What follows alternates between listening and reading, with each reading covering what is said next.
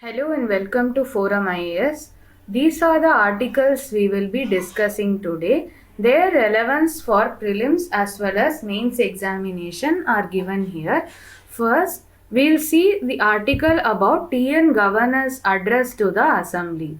So what happened was, while the governor was delivering his address to the Assembly, he skipped certain portions of the speech which had references to terms such as Dravidian model of governance, and the CM of the state registered objection for this, and as a response to this, the governor walked out of the assembly. First, we will see what is governor's address and whether the governor is bound by the aid and advice of the Council of Ministers in this regard.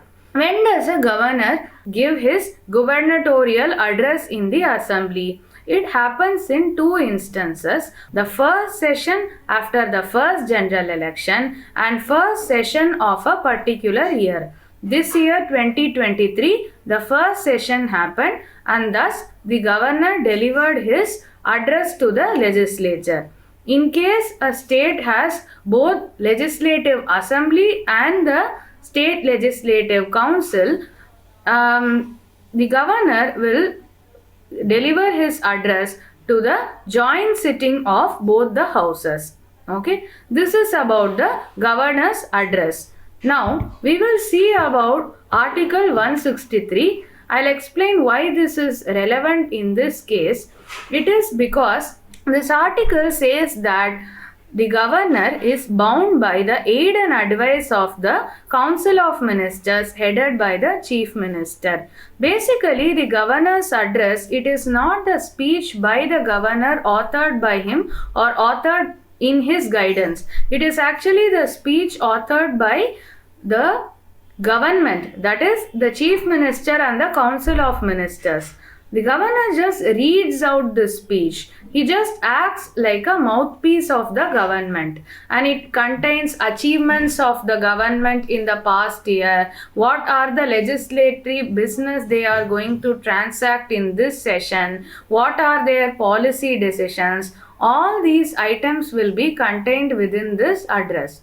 Before even delivering this address, the text of the speech is presented to the governor and he reads out in the assembly. So what happens is, even in this case, he is bound by the aid and advice of the Council of Ministers. President or governor, either way, they cannot refuse to perform this constitutional duty. Right? There is no discretionary power in this regard. And there has never been an instance wherein this happened at the union legislature level. There have been no instances like that, but there have been instances of governors of various states differing and omitting certain parts of speech. Recently also it happened in Kerala in last year and last to last year. So what happened as a response to this? The Chief Minister registered his objection and he passed a resolution saying that in the assembly records only the text of the speech that was circulated among the members would be retained and not this omitted version of the speech that was delivered by the governor. So here what we need to remember are these two articles, that is Article 176 about governor's address and Article 163. These are important from exam point of view. The next article is about Andhra Pradesh moving to the Supreme Court seeking fair division of assets and liabilities with Telangana. Basically, Andhra Pradesh was reorganized in the year 2014. The then state of undivided Andhra Pradesh was divided into Andhra Pradesh and Telangana. What happened was, the assets and liabilities of these two states were to be divided, and what are all the assets that need to be divided, that is also mentioned in the Andhra Pradesh Reorganization Act. Whenever there is a family that splits, their properties are also bifurcated, right? Similar thing is happening here. When these two states are getting separated, the joint property is also bifurcated.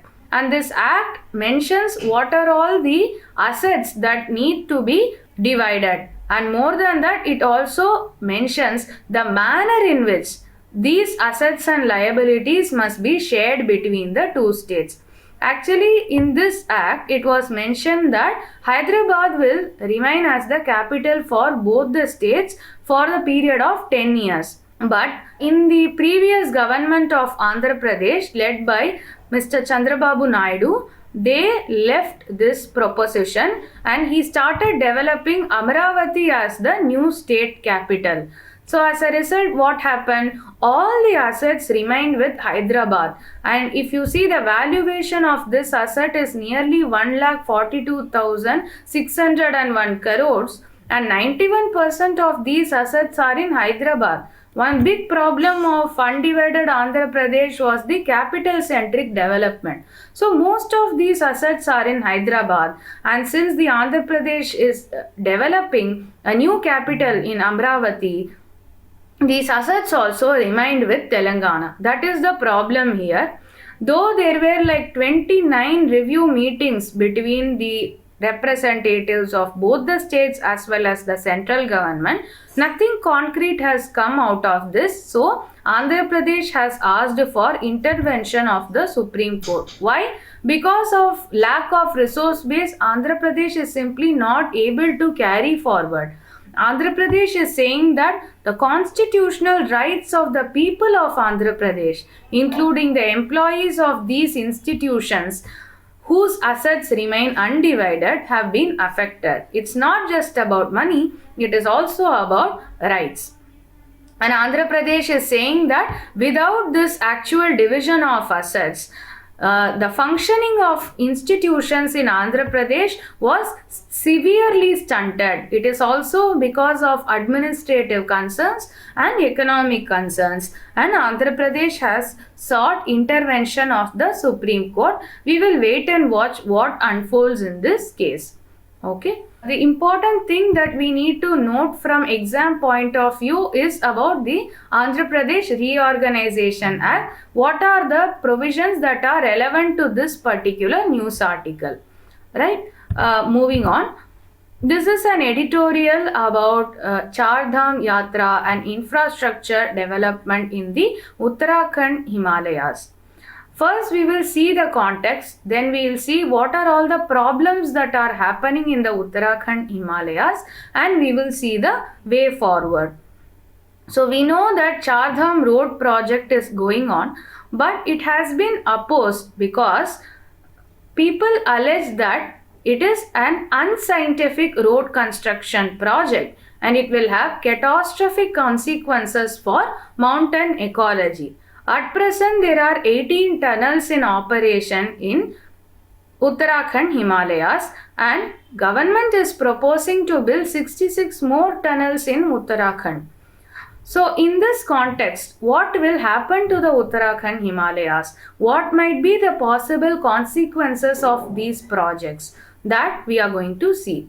So tunnels are basically subsurface structures, that is, they are under the surface. The author is saying that it will cause damage to environment. Why? Because whenever there is a tunnel, there will be vehicular movement. Whenever there is traffic, there will be exhaust, there will be pollution, and this tunnel doesn't get any sunlight, and there is no means for dispersion of these pollutants, and because of this, there is a concentration of pollutants in long run. That is one disadvantage, one catastrophic consequence. Another thing is, if there is a constant train movement, there will be vibration and the slope stability will be affected. So thereby the slope becomes vulnerable to landslide. And next consequence is due to increasing anthropogenic activities, that is increasing human activities. So it renders the slope very unstable and there are recurring landslides because of that. We already saw in the previous slide. And there has been observation of descending water level because of tunnel construction. So if we take this example of Tapovan Vishnugad Hydro Project Tunnel, this tunnel was dug at the base of Joshimath. Joshimath is a town found on glacial deposit. During the digging process of this tunnel, a boring machine, what it did was it punctured a water bearing stratum, and as a result of this 60 to 70 million liters of water was released per day. So because of this, what happens is there was depletion of pore pressure. What does this mean? Whenever water is there in the aquifer, it is present in the strata, it is present in the pores. When this water is released, that water pressure is gone. So there is a depletion of pore pressure, and it leads to aquifer compaction and settling of the ground. This is the reason why Joshimath is sinking today. So the author is taking an example from current event, and he is talking about the ecology of the entire Uttarakhand Himalayas. So why this example is given is there is ecological degradation, there is land use change because of infrastructure development, and this leads to erratic rainfall as well as ecological degradation. That is another consequence. Okay. Now, if there is a freeway project in the Himalaya, what happens is there is a question that arises.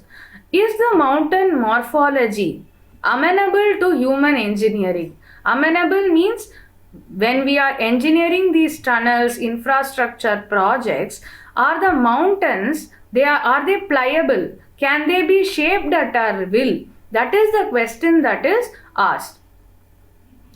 And there is a steep gradient in Uttarakhand Himalayas. They are one of the tallest section of Himalayas. We know about peaks like Ananda Devi, Kamet, which are located in Uttarakhand Himalayas. And because of this steep gradient, this region of Himalayas is dynamically heterogeneous. Dynamically heterogeneous in what way? In terms of climate as well as biodiversity. And there is also issue of pollution due to tourism. So if we take the example, the author is giving another example of the Kedarnath flood. So what happened was, he says that one of the reason was accumulation of plastic waste. When the plastic waste is dumped in pits, it obstructs the flow of water, and this was also one of the leading reason for the Kedarnath flood. And even if this plastic waste is cleared, it is actually burnt, and that is also leading to release of hazardous substances. So the way in which tourism is dealt with, the way in which infrastructure development is dealt with, they are happening in quite an unsustainable manner. So the author is giving the following suggestions. So he is saying that the development in terms of tourism, in terms of infrastructure development, it should not come at the cost of environment. It should primarily be based on the region's natural resources like forest, water, biodiversity, eco-tourism. This should be the center of the development strategy of this region, and not just economic development. There should be sustainable development. There should be sustainable tourism. So he is saying that instead of building massive dams which lead to submergence of significant portions of forests and trees, there can be small projects. This will cater to the local demand also, and it will lead to minimal environment damage. And now in Uttarakhand, many farmers have left their traditional practices of farming, and only 20%, up to 20% of agricultural land is only cultivated in Himalaya. Rest has become fallow land. So the author is saying that an appropriate strategy should incorporate traditional knowledge, traditional agricultural practices, traditional constructional practices, and local cultural aspects, so that the development is very much niche oriented. It is by the people, for the people, so that there is development and there is also protection of environment. Okay, to summarize this article, we are taking context out of the recent happenings. The author is explaining the disastrous consequences of mindless tourism and mindless infrastructure development, and he is suggesting a way forward to have a sustainable development and ecologically sensitive kind of development in this area. The next article is about remote voting facility for migrant workers. So what is remote voting is, basically there are migrants in many parts of India. They are concentrated in cities like Delhi, Mumbai, Bengaluru, Chennai, etc. Right? And these migrants come from other parts of India. Whenever there is a election in their home state, they can't always take leave and go to vote in their home state and come back. It is a logistical challenge. So what happens is there is low voter turnout in their home state because of this. Okay. What should be done to deal with this problem? What can be done to deal with this problem? Election Commission came out with this idea of remote voting facility. So how does this remote voting facility work? So this machine is called as multi-constituency remote electronic voting machine, RVM. So in this machine, it can handle multiple constituencies from a single remote polling booth. And this was developed by Bharat Electronics Limited and Electronics Corporation of India Limited, ECIL. So we already have electronic voting machine. This RVM is developed over and above this. It uses the current EVM system, and on top of this innovation has been done.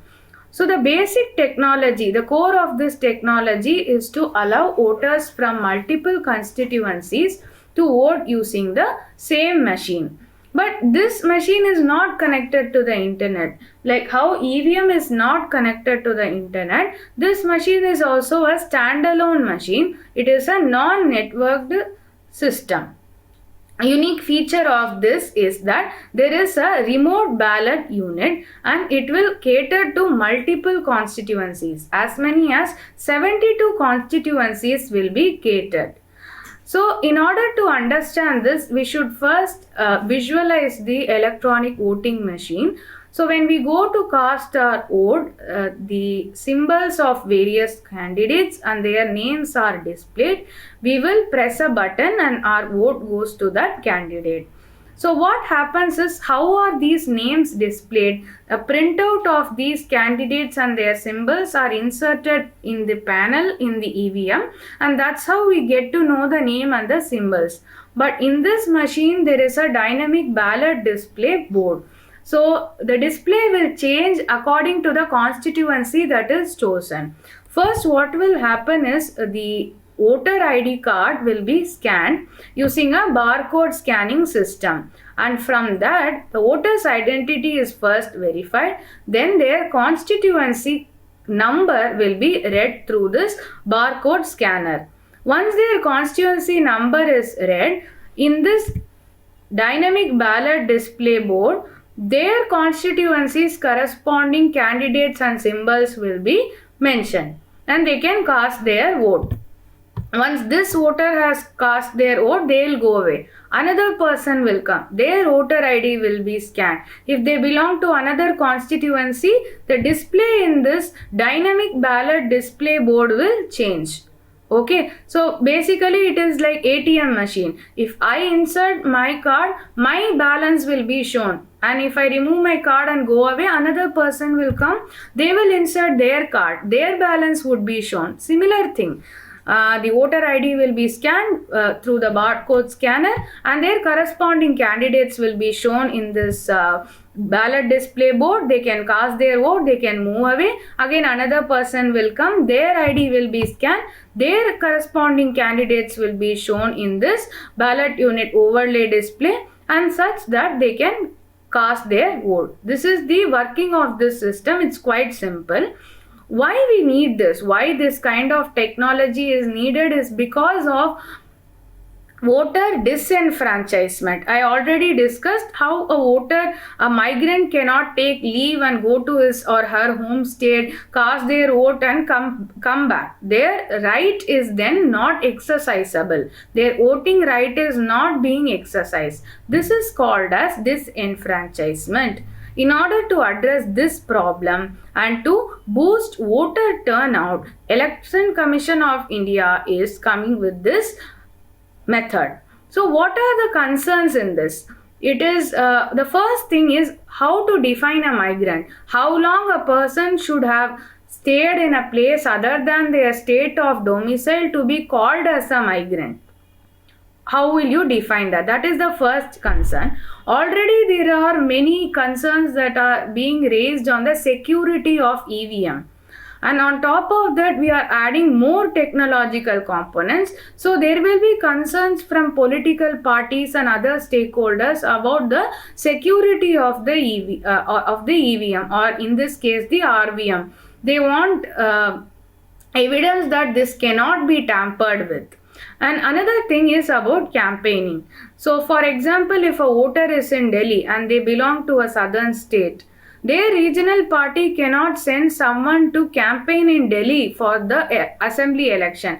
Maybe bigger parties will be able to do that through internet, social media, but smaller parties cannot have the same level playing field. And also, if we notice, whenever we go to cast our vote, there is a polling booth agent who is present from each political party as observers who keep check on the process. They will stand for the interest of the political party that they belong to. So if the election is happening in a metro city like Delhi or Mumbai, from the home state, a party cannot send polling booth agent to all these places where remote voting is happening. That is also a logistical challenge for parties. In this case also, bigger parties can do it. But what about smaller parties? Again, there is a question of level playing field. So these are the concerns. Now, Election Commission will do a demo on January 16 and there will be consultation on this matter, and let us see where it goes further. The last article is about a kind of insurrection in Brazil. If you remember, when Trump was de-elected and Biden was elected in US, there was Capitol riots. Right? A similar thing happened in Brazil yesterday when the supporters of the ex-president Jair Bolsonaro, they stormed various seats of power like Brazilian Congress, their parliament, their Supreme Court and presidential palace. So this is the problem that is happening in Brazil. They want the leftist president, current leftist president Lula da Silva to go, and they want Jair Bolsonaro to be reinstated by the Brazilian army. This is just for awareness. What is important for us from prelims point of view is the geography.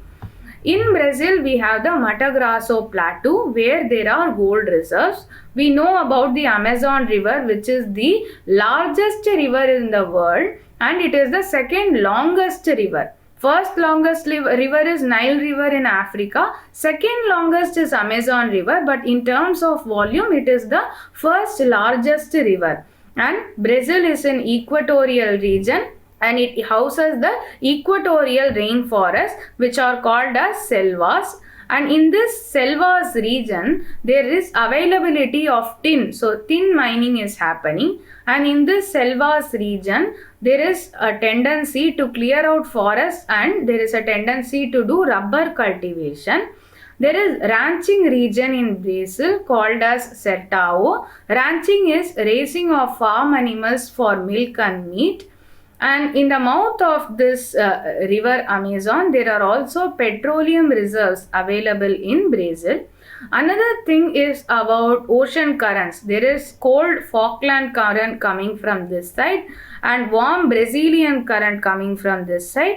A warm current and cold current are mixing and this forms a fishing ground in Bahia Blanca in Brazil.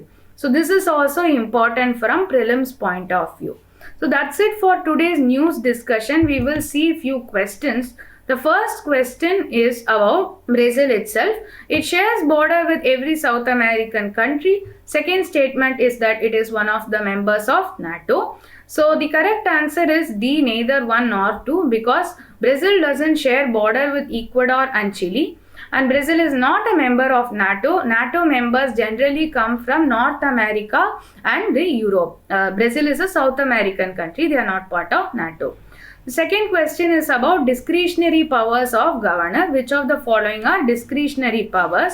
Sending report to President of India for imposing President's rule. Number 2, appointing the ministers. Number 3, reserving certain bills passed by the state legislature for consideration of President of India. Number 4, making rules to conduct the business of the state government. Answer is B, 1 and 3 only. So first statement is about recommendation of President's rule. It is mentioned in Constitution itself that governor in his discretion advises for President's rule. Second thing is appointment of ministers. The governor doesn't do of his own volition. He acts according to the advice of the chief minister while appointing the minister. Reservation of certain bills, that is also mentioned in Constitution. There he can exercise his discretionary powers. And fourth statement is rules about conduct of business. This is also advised by the Council of Ministers. He has to go by the aid and advice of the Council of Ministers only. So statement 1 and statement 3 are correct. Statement 2 and statement 4 are wrong. The answer is B. That's it for today's discussion. Follow us on all these social media platforms. This is Indumati signing off. Thank you. Have a good day.